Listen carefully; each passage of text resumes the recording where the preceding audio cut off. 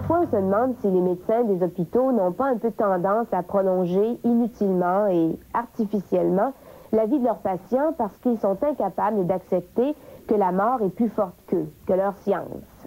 En 85 et en 86, 85% des Québécois sont morts dans des hôpitaux. La moitié du budget total de la santé a été dépensé pour des personnes mourantes. C'est beaucoup, surtout quand on pense que cet argent sert seulement parfois à prolonger des souffrances. Mais depuis 1986, les Québécois peuvent maintenant faire un testament biologique. Rien à voir avec le genre de testament qui vous permet de léguer vos biens. Non. Ce testament vous permet de mourir dans la dignité, comme vous le voulez. 50 000 Québécois y ont déjà pensé. Comment réagiront les médecins quand viendra le moment de débrancher? This is the end, beautiful friend.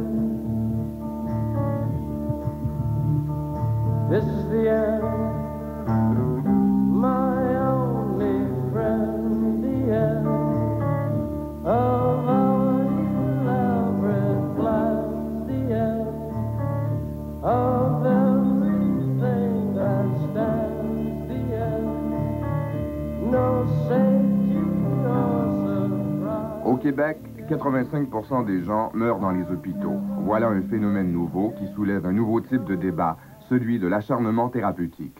À ce chapitre, plusieurs prétendent que certains médecins se livrent à l'acharnement thérapeutique. Il est question ici de prolonger artificiellement l'agonie des gens avec la haute technologie médicale. Respirateurs mécaniques, réanimation cardiaque, parfois inutiles. Yvon Bureau, travailleur social au centre François Charon à Québec, dénonce ce genre de pratique. C'est pourquoi il fonde en novembre 86 le mouvement Mourir dans la dignité. Ça fait plus de 13 ans que je travaille auprès des personnes qui ont des handicaps majeurs, surtout les personnes très âgées.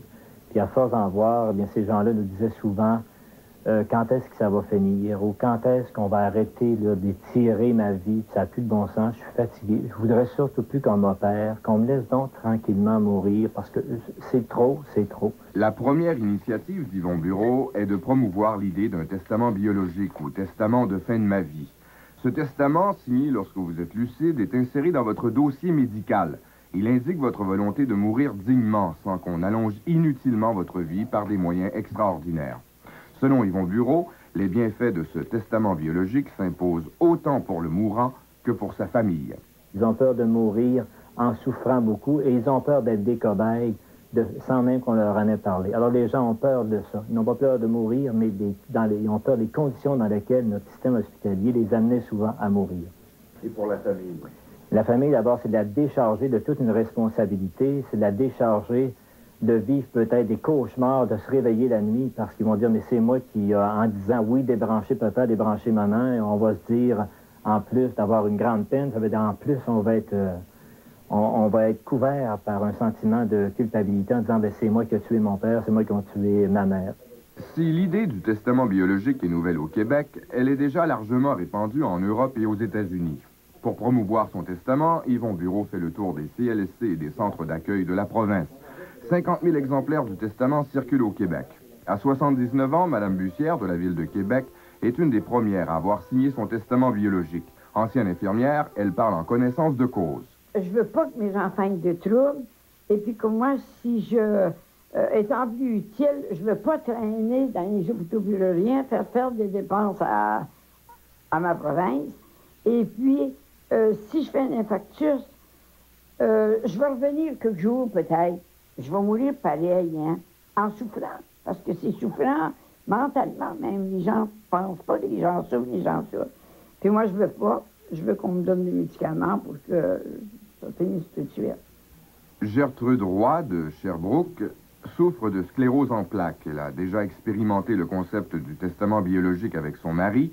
Il est mort l'an dernier, près des siens et dans la dignité. Mon mari avait signé de son plein gré ce testament. Et il est décédé il n'y a pas si longtemps.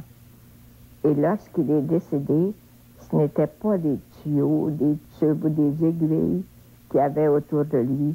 C'était nous, ses enfants, son épouse, qui lui tenions la main.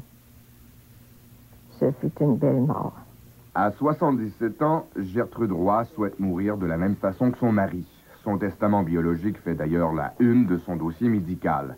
Elle ne veut surtout pas mourir à petit feu. Je veux mourir dignement et ne pas être traité comme une machine, c'est-à-dire être prolongé par des machines. Je suis du monde. Le testament biologique est de plus en plus populaire auprès des patients. Mais comment réagit le milieu hospitalier?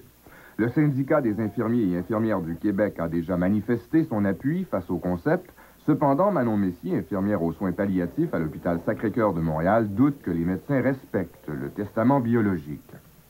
Ça va être très difficile à implanter au point de vue médical, là, parce que les médecins ont dans leur formation de sauver des vies.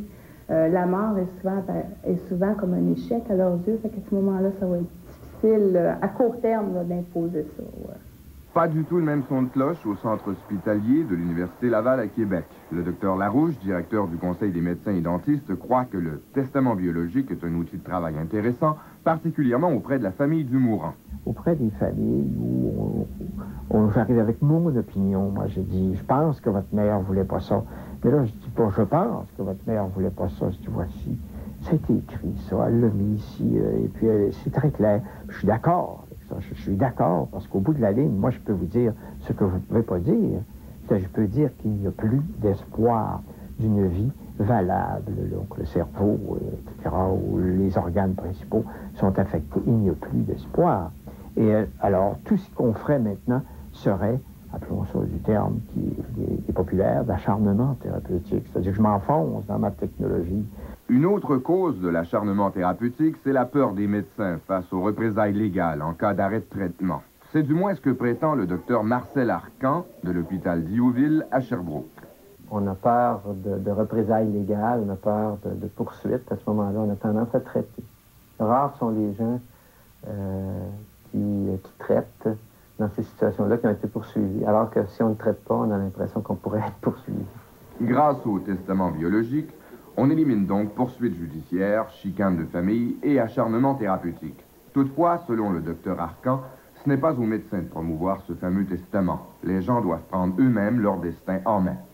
On accuse beaucoup les médecins de ne pas savoir quand arrêter, mais c'est difficile d'avoir un préjugé en faveur de la vie, puis en même temps, à un moment donné, de cesser les traitements. Il faut que, je pense que les gens et les familles ont une responsabilité de nous le faire savoir. Bien que le testament biologique soit bien vu au sein de la communauté médicale, il n'est pas encore reconnu par la loi. Cependant, l'article 19 du Code civil du Québec stipule bien que la personne humaine est inviolable. Elle ne peut être soumise à un quelconque traitement sans son consentement libre et éclairé. C'est évident que lorsqu'on a affaire à un patient lucide qui nous dit « je ne veux pas de votre traitement », je suis obligé de le respecter légalement. À moins qu'on dise que le patient n'est pas en pleine capacité.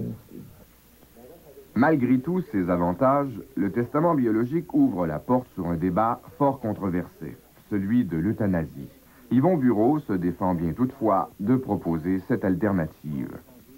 Et quant à nous, on dit non, absolument pas. C'est simplement de mourir de sa mort douce et naturelle. Les gens vont dire, mais vous faites pas ce que l'euthanasie. C'est-à-dire que vous laissez mourir les gens alors qu'ils pourraient vivre encore. Différence entre l'euthanasie et ça, c'est parce qu'il n'y a plus d'espoir.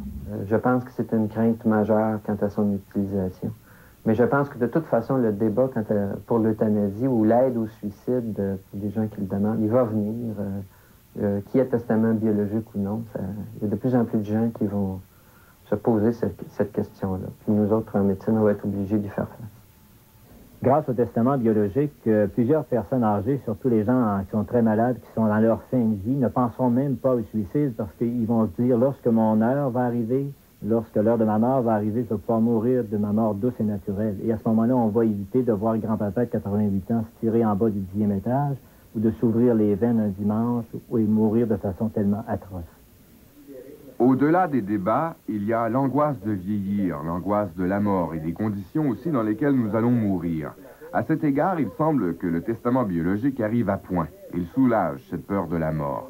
C'est en tout cas le sentiment qu'éprouvent de nombreuses personnes âgées à l'approche du trépas. Depuis que j'ai signé le testament biologique, j'ai beaucoup moins peur de la mort. Parce que je sais que je ne serai pas prolongée indûment et que je ne souffrirai pas trop intensément.